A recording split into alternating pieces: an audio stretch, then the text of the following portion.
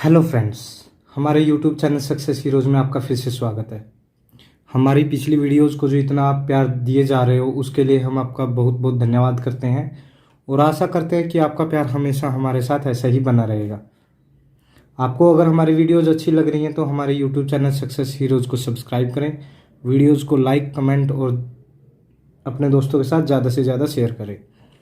देखिए, ratio and proportion का हमने पार्ट 1 स्टार्ट किया था, जिसमें हमने कुछ कंसेप्ट्स ट्रिक के साथ और कुछ क्वेश्चन किए थे। ठीक है, तो आज हम उसका दूसरा पार्ट करने जा रहे हैं। तो ठीक है, चलिए स्टार्ट करते हैं। देखिए क्या दिया हुआ है हमारे पास। देखिए हमारे पास दिया हुआ है कि 117 रुपये की कोई राशि है जो 1/2 रेशो 1/3 रेशो 1/4 में विभाजित करने की जगह गलती से 2:3:4 में अनुपात में विभाजित कर दिया गया है। तब किसके हिस्से में सबसे ज़्यादा राशि आएगी और कितनी आएगी, ये हमें बताना है। ठीक है, देखिए पहले मैं इसको सोल्व कर लेता हूँ। जो मुझे दिया हुआ है कि ये रेशो कितना है, मैं इसको सोल्व कर लेता हूँ।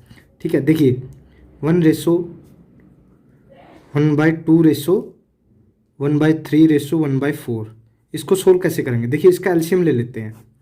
इसका एलसीएम आ गया, मान लीजिए 12। ठीक है, तो 12, ये 6, ये 4 रेशो, ये 3। ठीक है, तो ये 6:4:3 में आ गया। ठीक है, मान लीजिए कोई 3 पर्सन थे, ए बी और सी, उनके में रेशो आ गया है, ए बी और सी रेशो में आ गया है 6, 4 और 3। देखिए 13, देखिए 6, 4, 10 और 3 13, इनका रेशो मतलब इनको मिला के 13 हो रहा है। यानी 13 की जो वैल्यू है वो 117 के बराबर, क्योंकि 117 रुपये की राशि इनमें बटी है ना, इनमें बटी है, तो एक की वैल्यू 9 आ जाएगी। ठीक है, तो ए को कितने मिलेंगे, 6 की राशि कितनी हो जाएगी, एक की राशि अगर 9 है, एक की वैल्यू अगर 9 है तो 6 की कितनी होगी, 54। ऐसे ही बी को कितने मिलेंगे, 9 चौके 36 और सी को कितने मिलेंगे, 27। यानी इनको इतने इतने रुपए मिलेंगे। ठीक है, लेकिन गलती से क्या कर दिया गया है कि 2:3:4 अनुपात में विभाजित कर दिया गया है। ठीक है, 2:3:4 में ये गलती से किया हुआ है भाई। ठीक है, इसका मतलब क्या है कि यहाँ से अगर मैं इसको देखूं, 2 और 3 5 और 4 9 की वैल्यू 117 मेरे पास दी हुई है, क्योंकि 117 रुपये इतने में बटे हैं। ठीक है, यानी एक की वैल्यू 13। ठीक है, तो यानी ए बी और सी को कितने कितने रुपए मिले हैं, ए को मिले हैं 13 दूनी 26, बी को मिले हैं 13 तिया 39 और सी को मिले 13 चौके 52। देखिए उसने पूछा है कि सबसे ज़्यादा राशि जब मतलब गलती से विभाजित कर दी गई है तब किसके हिस्से में सबसे ज़्यादा राशि आई और कितनी आई। देखिए ए को 54 मिलने थे, लेकिन गलती से कितने मिले हैं, 26, तो इसका तो घटा है भाई। ठीक है, बी को 36 मिलने थे, लेकिन मिले हैं 39। ठीक है, यानी इसका 3 रुपया बढ़ा है। ठीक है, लेकिन सी के 27 रुपये मिलने थे उसको, लेकिन उसको 52 रुपये मिले हैं, मतलब सबसे ज़्यादा राशि सी को मिली है। सी को सबसे ज़्यादा राशि मिली,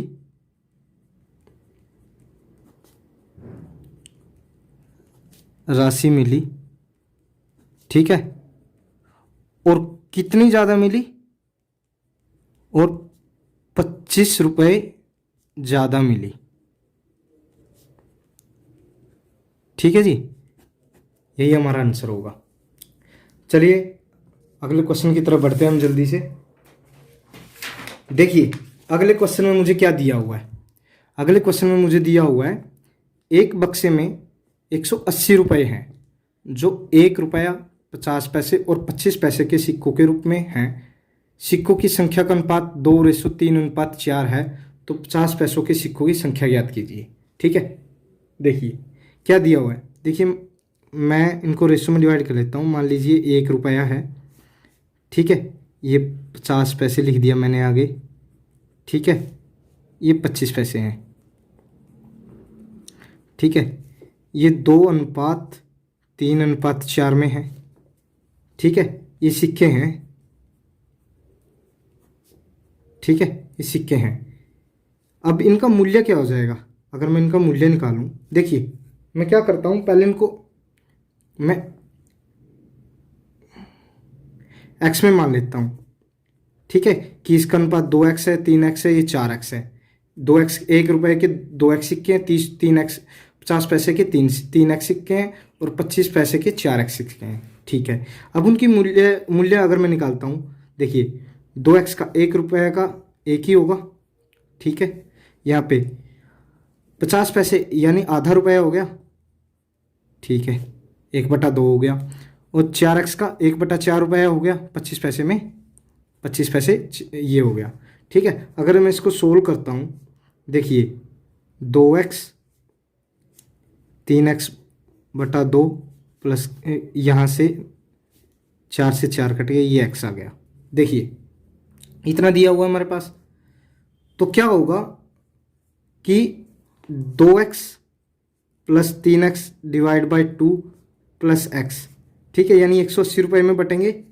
इनकी वैल्यू टोटल 180 है, तो इनको तीनों को जोड़ दिया मैंने, ठीक है। इसका अगर मैं इसको एलसीएम लेता हूँ, 2 दूनी 4x plus 3x plus x equal to 180, यानी इसको मैं ऐसे लिखता हूँ 4 3 7 और 1 8, 8x की वैल्यू 360 है। एक मिनट गलती होगी, ये माफ़ कीजिएगा, ये 2 दूनी 2x होगा भाई, ठीक है, तो ये 9x होगा यहाँ पे, ठीक है, ये 9x होगा। x की वैल्यू क्या आ गई, x की वैल्यू 40 आ गई, ठीक है। तो उसने 50 पैसे के सिक्के निकाले हैं ना, 50 पैसे के सिक्के, 50 पैसे के सिक्के हमारे पास कितने थे, 3x थे ना। x की वैल्यू कितनी है, 40, पुट कर दीजिए, 40 120, 120 आपका आंसर आ जाएगा, ठीक है जी। चलिए अगले क्वेश्चन की तरफ बढ़ते हैं। देखिए क्या दिया हुआ है, एक फल विक्रेता बड़े, मध्य व छोटे आकार के सेबों को क्रमशः 15 रुपये, 10 रुपये और 5 रुपये में बेचता है। यदि उसके द्वारा बेचे गए कुल सेब 3:2 अनुपात के में बेचे गए हों तो एक सेब का मूल्य ज्ञात कीजिए।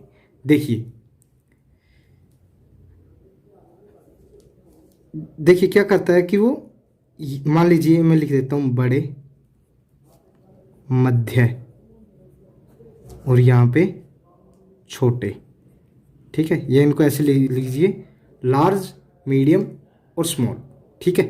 कितना दिया हुआ है कि उनका जो मतलब जो कीमत है ना, उनकी कीमत,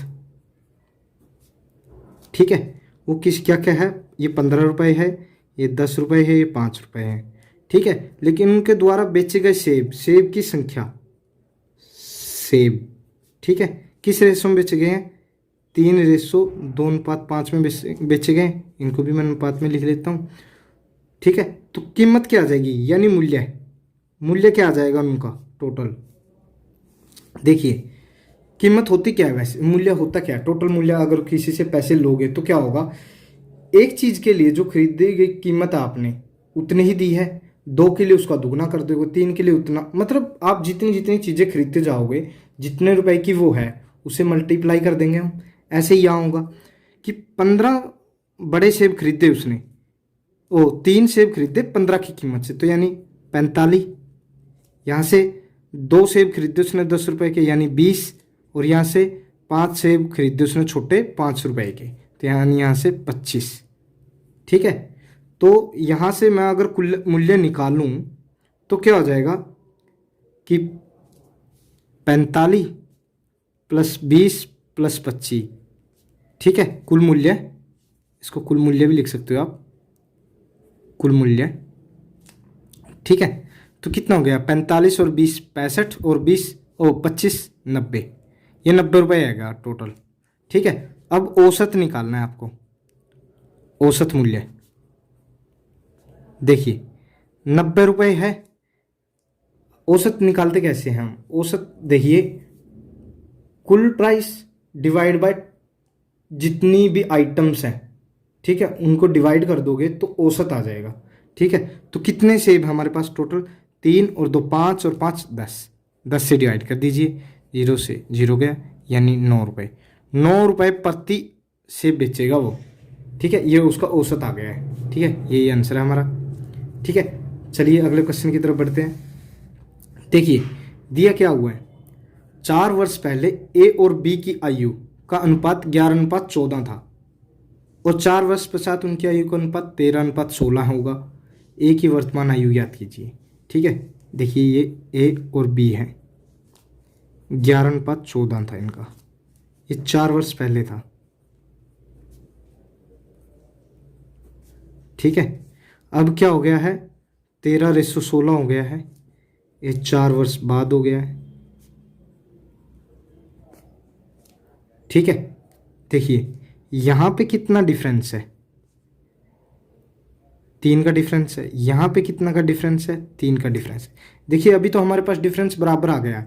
अगर डिफरेंस बराबर नहीं आता है, ठीक है, मान लीजिए यहाँ 3 आता है, यहाँ 2 आता है, तो हम इसको 2 से मल्टीप्लाई कराते हैं और इसको 3 से।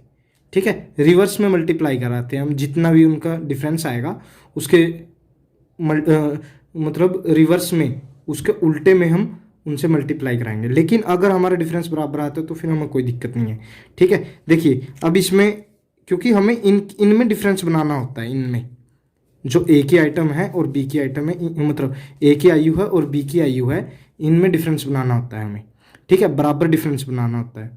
ठीक है, देखिए अब यहाँ भी 2 का डिफरेंस है और यहाँ भी 2 का डिफरेंस है, तो हमें कोई दिक्कत नहीं है। यहाँ 2 का डिफरेंस है और यहाँ भी 2 का डिफरेंस है।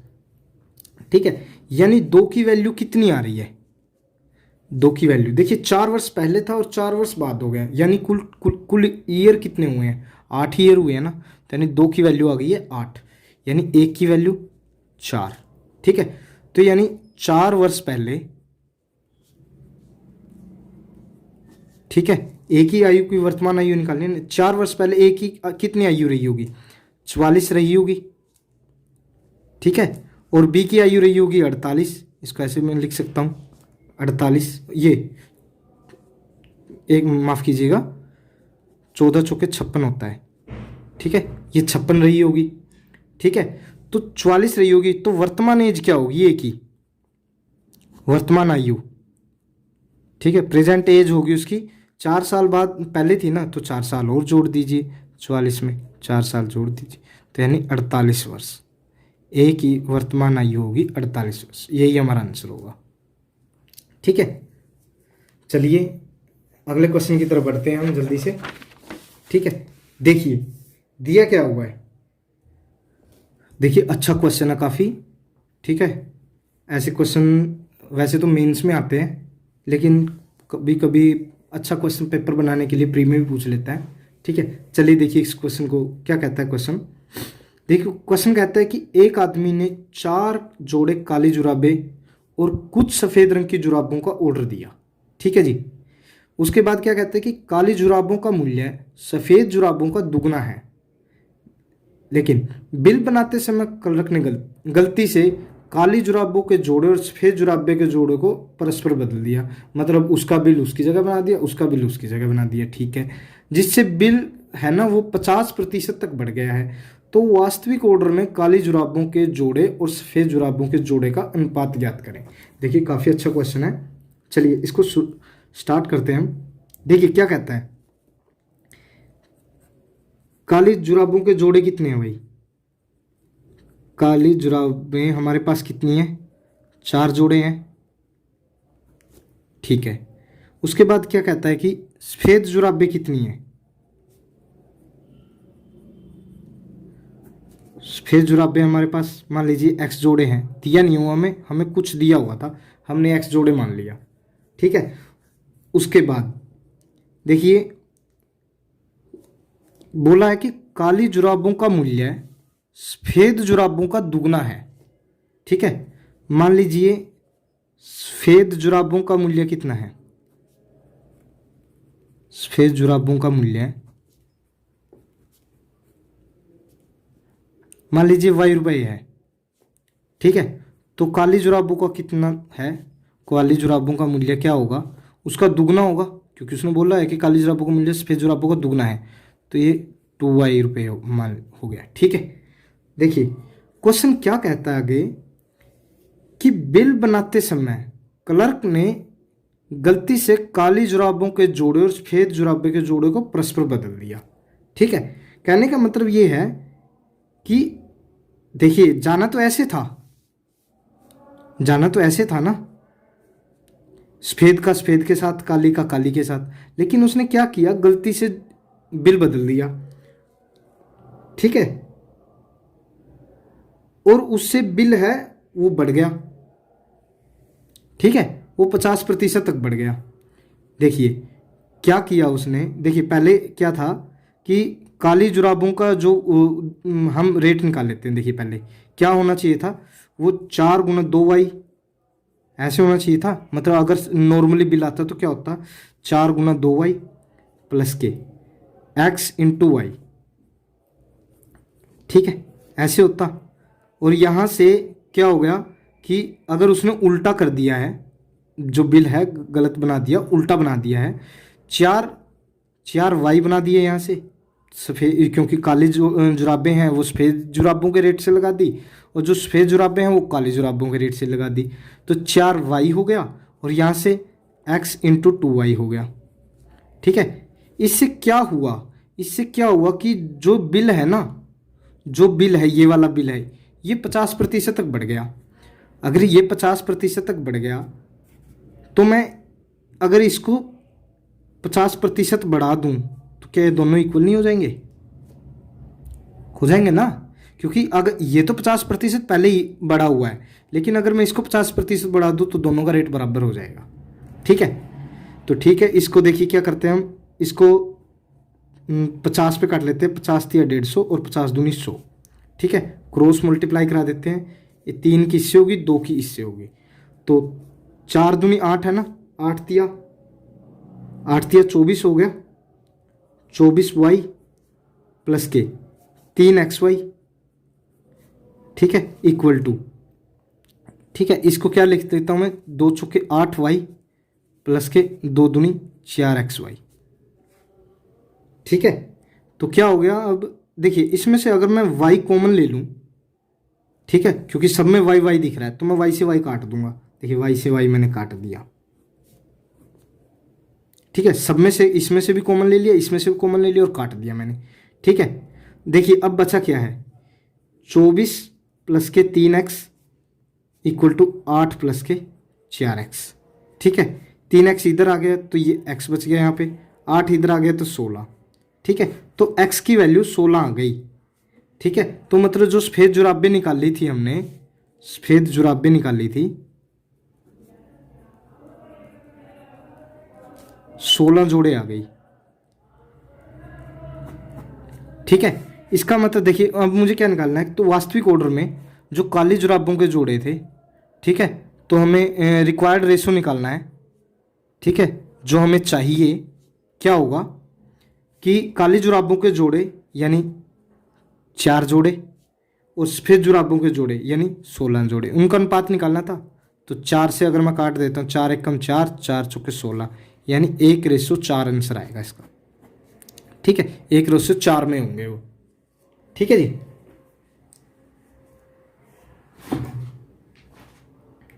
ठीक है, चलिए अगले क्वेश्चन की तरफ बढ़ते हैं। देखिए दिया क्या हुआ है, देखिए दिया हुआ है एक मिश्र धातु में जिंक और कॉपर का अनुपात 5:3 है और मिश्र धातु का वजन 200 ग्राम है, तो कितने ग्राम कॉपर और मिलाया जाए कि अनुपात 3:5 हो जाए? देखिए ऐसा क्वेश्चन वैसे तो मैंने परसेंटेज में भी करवाया था, लेकिन वहाँ परसेंटेज का काम था और यहाँ पे अनुपात का काम है। मेथड एक ही है, लेकिन अनुपात यहाँ अनुपात में चलेगा, उधर रेशो में, तो उसमें परसेंटेज में चला था। ठीक है, देखिए क्या है कि 200 ग्राम की कोई मिश्र धातु है, उसमें 3:5 में बांटा हुआ है। ठीक है, 3:5 में बांटा हुआ है, 3 जिंक है और 5 कॉपर है। ठीक है, तो यानी 3 और 5 8, 8 की वैल्यू कितनी दी हुई है हमें, 200 दी हुई है, यानी 1 की वैल्यू कितनी होगी, 8 पे अगर मैं काटूंगा तो 25 × 8 = 200 होता है। ठीक है, 1 की वैल्यू 25 हो गई हमारे पास, यानी जिंक, माफ़ कीजिएगा, 5:3 में दिया हुआ है मुझे। ठीक है, ये 5:3 में दिया हुआ है जिंक और कॉपर। ठीक है, तो 25 के हिसाब से ये कितना हो गया, जिंक कितना हो गया, 25 × 5 = 125 हो गया, और कॉपर कितना हो गया, 25 × 3 = 75 हो गया। ठीक है, उसने बोला कि कितने ग्राम कॉपर और मिलाया जाए कि अनुपात 3:5 हो जाए। अनुपात हमें बनाना है 3:5 का, ठीक है। इसमें कितना कॉपर और ऐड किया जाए, ठीक है। देखिए अगर मैं इसमें कॉपर ऐड करता हूँ, लेकिन जिंक तो हमारा सेम रहेगा ना, ये जिंक तो हमारा सेम रहेगा ना, ये वाला जो 125 है वो यहाँ पे भी 125 ही रहेगा, ठीक है। यहाँ पे जिंक बढ़ेगा लेकिन ये तो 125 ही रहेगा ना, देखिए, ठीक है। तो क्या है, देखिए अगर 3 की वैल्यू, इसका मतलब यही है ना, 3 की वैल्यू 125 दी हुई है हमें, ठीक है। तो 5 की वैल्यू निकाल लीजिए कितनी होगी, 125 डिवाइड बाय 3 इंटू में 5। अगर इसको मैं मल्टीप्लाई करता हूँ, 5 5 25, 12 5 60 और 2 62/3, ठीक है। ये 625/3 हो गया, ठीक है। यहाँ पे इसकी वैल्यू है, ये 625/3 है। देखिए इसमें कितना प्लस होगा, देखिए प्लस निकालने के लिए हम 625/3 है, अगर मैं 75 घटा दूँ, अगर मैं इसमें से 75 माइनस कर दूं, तो यहाँ पे बढ़ी हुई आइटम आ जाएगी ना हमारे पास कि कितना हमें कॉपर और मिला है उसके अंदर, ठीक है। तो यहाँ से अगर मैं 3 एलसीएम लेता हूँ, ये 625 ऐसे कैसे, 75 तिया 225 हो गया, यानी ये हो गया अगर मैं माइनस करता हूँ 625 में 225 माइनस करूँ तो 400/3 आ गया, यानी 133 सही 1/3 ग्राम, 133 सही 1/3 ग्राम और हम अगर कॉपर मिलाएंगे तो वो 3:5 में आ जाएंगे, ठीक है जी। चलिए अगले क्वेश्चन की तरफ बढ़ते हैं। अगले देखिए अगले क्वेश्चन में दिया क्या हुआ है कि संख्या को 6 7 15 17 के प्रत्येक संख्या में जोड़ा जाए। देखिए प्रत्येक संख्या में जोड़ा जाए कि चारों संख्याएं समानुपातिक हो जाएं। समानुपातिक का मतलब जैसे मैंने बताया था कि सब एक ही अनुपात में हो जाए, मतलब 6:7, ये 6-7 का जो कॉम्बिनेशन है वो 15:17 के कॉम्बिनेशन मतलब रेशो में आ जाए, उनके बराबर में समानुपातिक बनाना है, ठीक है। मतलब ठीक है समानुपातिक। देखिए मान लीजिए x जोड़ा जाए, मान लीजिए मैंने x जोड़ दिया, 6 में x जोड़ दिया, ठीक है। रेशो 7 प्लस x कर दिया, अब ये 15 प्लस x कर दिया और 17 प्लस x कर दिया। देखिए समानुपातिक हो जाएंगे अब, ठीक है। ये समानुपातिक हो गए हैं क्योंकि देखिए चारों इनका यही है ना कि इनका रेशो इक्वल टू इनके रेशो के इक्वल हो जाए, ठीक है। यहाँ से क्या करेंगे हम, यहाँ से हम क्रॉस मल्टीप्लाई करा देंगे, ठीक है। यहाँ से क्या होगा, अगर मैं इसकी मल्टीप्लाई करता हूँ 17 6 के 102, 6 की 6x, यहाँ से 17x, यहाँ से x², यहाँ से इक्वल टू क्या होगा 15 7 105, यहाँ से 7x, यहाँ से 15x और यहाँ से x², ठीक है। अब देखिए x² से x² तो ऐसे ही कैसे कट गया, ठीक है। यहाँ से क्या हो गया 102 प्लस के 17 और 6 23x, यहाँ से 105 और 7 और 15 22x, ठीक है। 22x को मैं इधर ले आता हूँ, 23 में से 22 गए x बच गया और 102 में उधर ले जाता हूँ, 105 में से 102 गया 3, यानी x की वैल्यू 3 आ गई, ठीक है। अगर 3 को मैं इसमें जोड़ दूंगा, क्रॉस चेक भी कर सकते हैं आप, देखिए 3 अगर इसमें जोड़ दूँ, 3 इसमें भी जोड़ दूँ, देखिए 3 इसमें भी जोड़ दूँ, 15 और 3 18 हो जाएगा, 17 और 3 20 हो जाएगा, ठीक है। देखिए इसको मैं अगर काटता हूँ तो 9:10, देखिए रेशो बराबर हो गया कि नहीं, समानुपातिक हो गए, ठीक है। तो यानी हमारा x इक्वल टू 3 आंसर ये बिल्कुल राइट आया है, ठीक है। x इक्वल टू 3 हमारा आंसर आएगा, ठीक है। चलिए अगले क्वेश्चन की तरफ जल्दी से बढ़ते हैं। देखिए अगले क्वेश्चन में दिया क्या हुआ है, अगले क्वेश्चन में दिया हुआ है कि 3 संख्याएं हैं 5 6 और 7, इनके 5 6 7 अनुपात में है। यदि संख्याओं का गुणनफल 5670 है तो सबसे बड़ी संख्या ज्ञात कीजिए, ठीक है। देखिए मान लीजिए 3 संख्याएं हैं, एक पहली दूसरी और तीसरी, ठीक है, 5 6 और 7, ठीक है। देखिए मैं क्या करूँगा, ये रेशो में दी हुई है। मान लीजिए मैंने पहली संख्या को मान लिया 5x है, दूसरे को मान लीजिए 6x है, तीसरे को मान लीजिए 7x है। ठीक है, अब इन तीनों का गुणनफल, यानी तीनों का गुणनफल मुझे दिया क्या हुआ है, 5670 दिया हुआ है। ठीक है, देखिए अब मैं अगर इनको काटता हूँ, 7 से मैं अगर काटूँ तो 7 अट्ठी 56, 7 एक कम 7 और 0।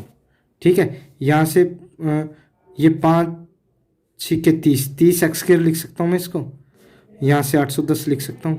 देखिए 0 से 0 गई, ये देखिए 1 2 और 3, x की पावर 3 आएगी, माफ़ कीजिएगा।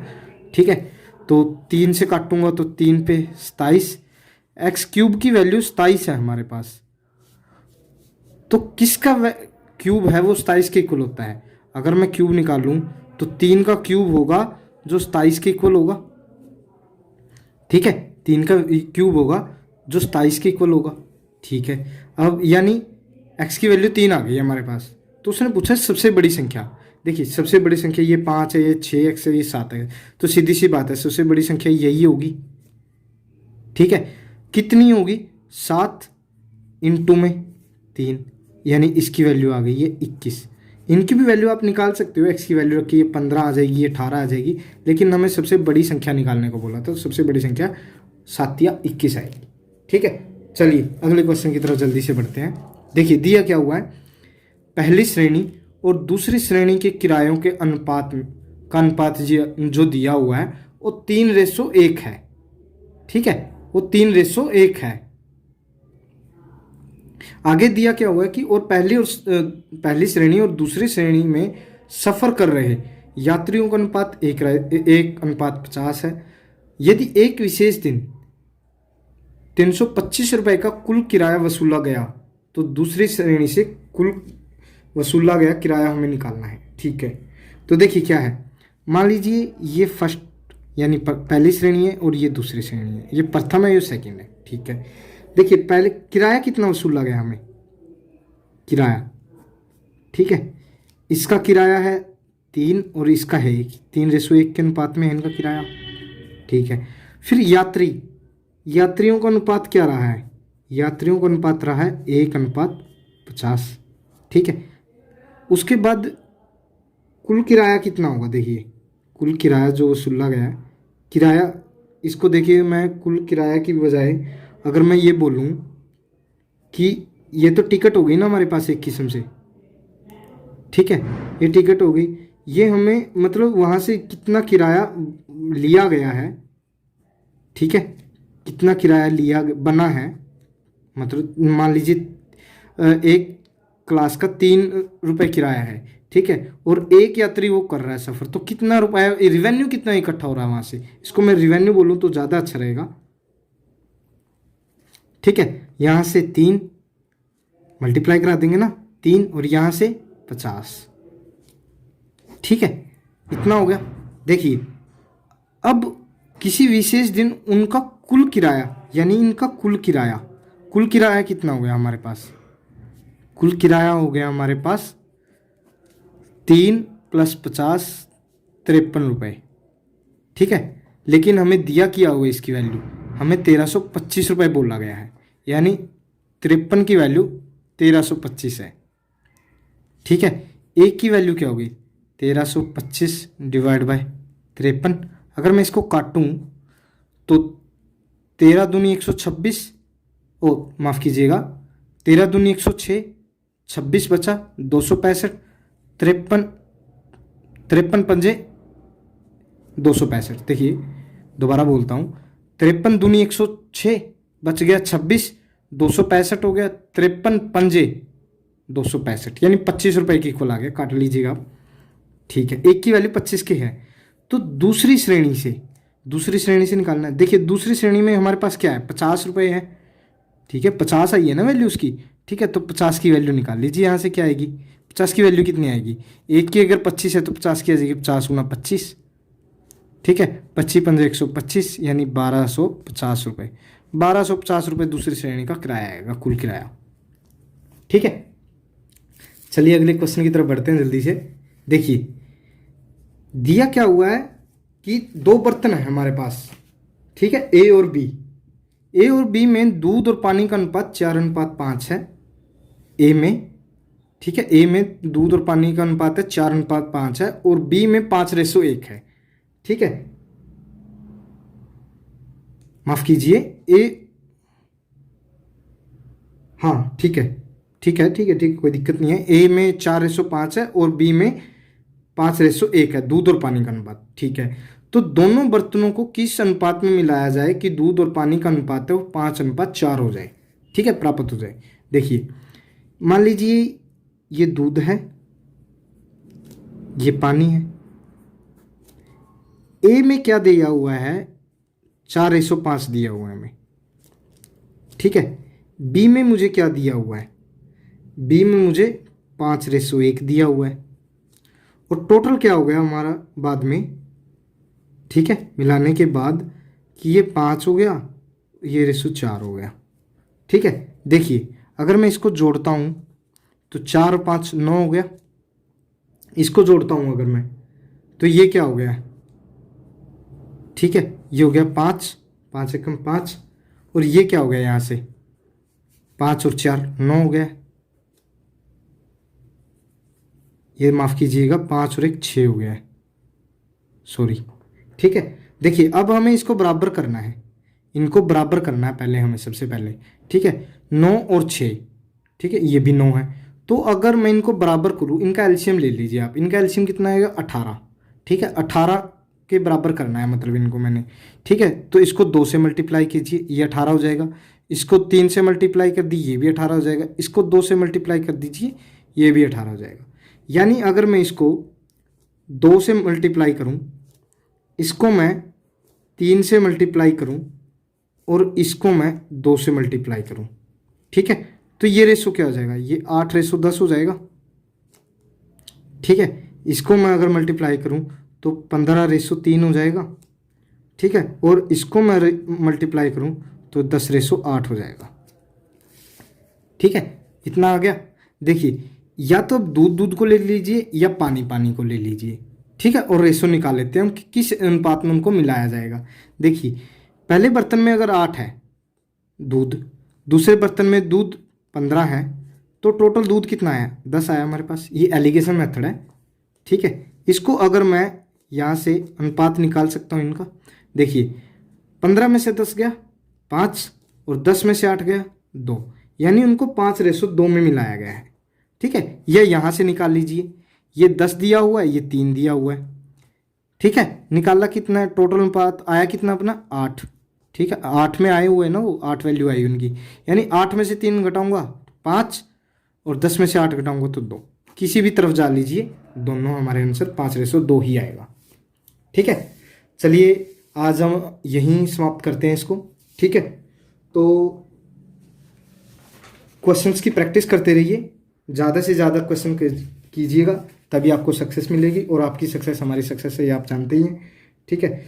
यदि आपको इस चैप्टर से कोई रिलेटेड कोई प्रॉब्लम आ रही है, ठीक है, तो हमारे व्हाट्सएप नंबर 9017048177, इस पे आप हमें संपर्क कर सकते हैं, इस पे व्हाट्सएप पे मैसेज कर सकते हैं, ठीक है।